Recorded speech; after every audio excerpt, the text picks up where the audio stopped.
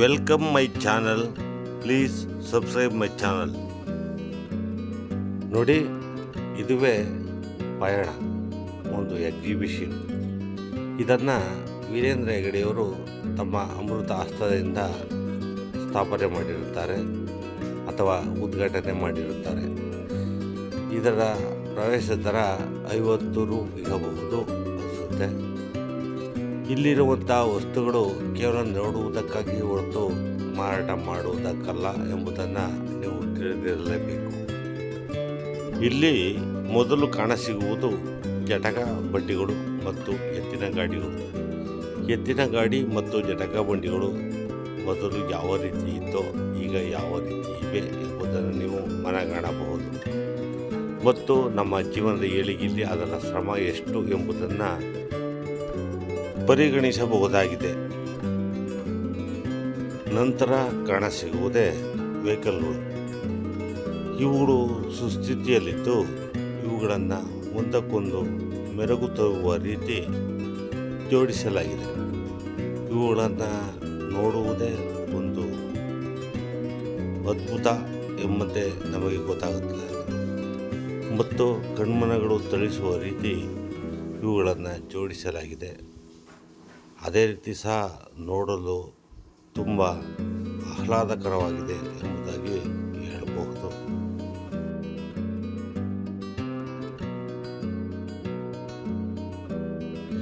ಇಲ್ಲಿರುವ ಕಾರುಗಳು ಪ್ರಪಂಚದಾದ್ಯಂತ ಮತ್ತು ಭಾರತದಾದ್ಯಂತ ಹೆಸರು ಮಾಡಿರುವಂತಹ ಕಂಪನಿಗಳು ಮತ್ತು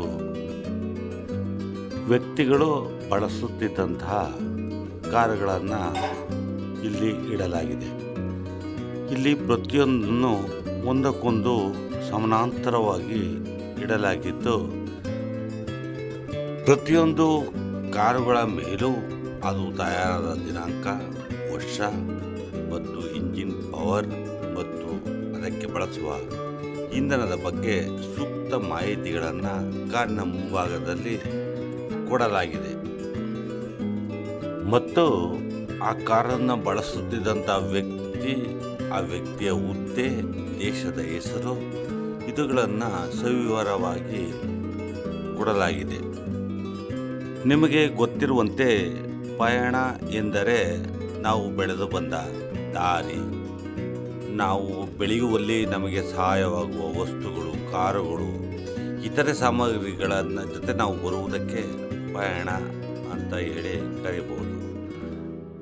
ಇಲ್ಲಿರುವಂತಹ ಪ್ರತಿಯೊಂದು ವಸ್ತುಗಳು ಒಬ್ಬರ ಜೀವನದಲ್ಲಿ ಅಥವಾ ಇನ್ನೊಬ್ಬರ ಜೀವನದಲ್ಲಿ ಅವರ ಬೆಳವಣಿಗೆಗೆ ಹಾಸುಹೊಕ್ಕಾಗಿರುವುದನ್ನು ಕಾಣಬಹುದು.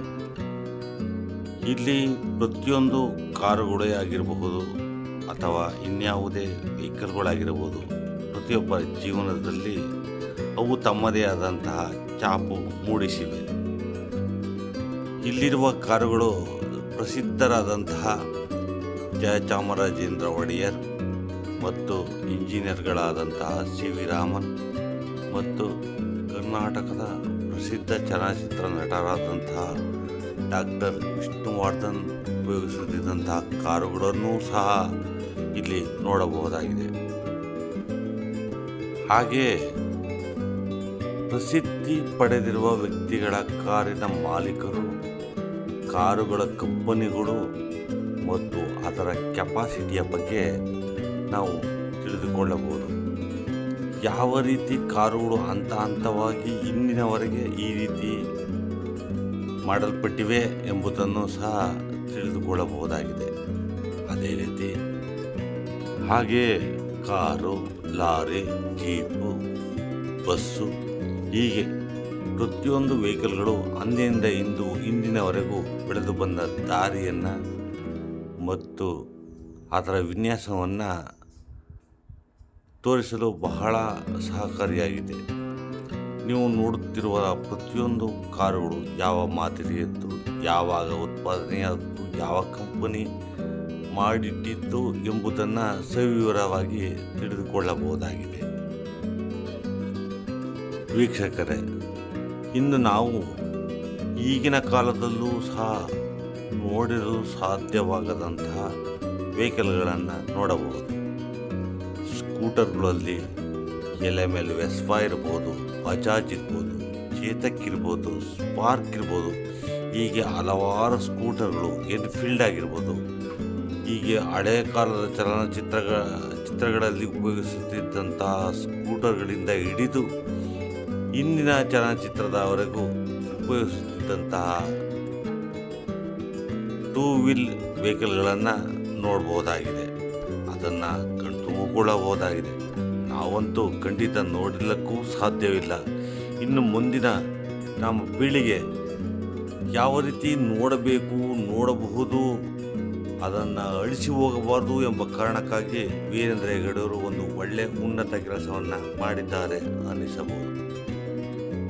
ಸ್ನೇಹಿತರೆ, ನೀವು ಏನಾದರೂ ಒಂದು ದಿನದ ಮಟ್ಟಿಗೆ ಕಾಲ ಕಳೆಯುವ ನಿಟ್ಟಿನಲ್ಲಿ ಇದ್ದಿದ್ದೇ ಪಕ್ಷದಲ್ಲಿ ಬನ್ನಿ, ಸಂದರ್ಶಿಸಿ, ನೋಡಿ, ಸೂಕ್ಷ್ಮತೆಯನ್ನು ತಿಳಿದುಕೊಳ್ಳಿ, ಅದರ ಪ್ರಯೋಜನ ಪಡೆದುಕೊಳ್ಳಿ ಅಂತ ಹೇಳುತ್ತಾ, ಪಯಣ ಎಂಬುದರ ಬಗ್ಗೆ ನನಗೆ ಗೊತ್ತಾಗಿರುವಷ್ಟು ಸಾಕಷ್ಟು ಮಾಹಿತಿಗಳನ್ನು ನಿಮಗೆ ತಿಳಿಸಿದ್ದೇನೆ. ಈ ವಿಡಿಯೋ ನಿಮಗೆ ಇಷ್ಟ ಆದಲ್ಲಿ ನನ್ನ ಚಾನಲನ್ನು ಸಬ್ಸ್ಕ್ರೈಬ್ ಮಾಡಿ, ಒಂದು ಲೈಕ್ ಕೊಡಿ ಎಂದು ಕೇಳ್ಕೊಳ್ತಾ ಇದ್ದೇನೆ. ಇನ್ನೊಂದು ಮಾತು, ನನ್ನ ನಿರೂಪಣೆಯಲ್ಲಿ ದೋಷ ಕಂಡು ಬಂದಲ್ಲಿ ದಯವಿಟ್ಟು ಕ್ಷಮಿಸಿ ಎಂದು ಕೇಳುವುದನ್ನು ನಾನು ಮರೆಯದಂತೆ ನಿಮ್ಮಲ್ಲಿ ಕೇಳಿಕೊಳ್ಳುತ್ತೇನೆ. ನಮಸ್ಕಾರ ಫ್ರೆಂಡ್ಸ್.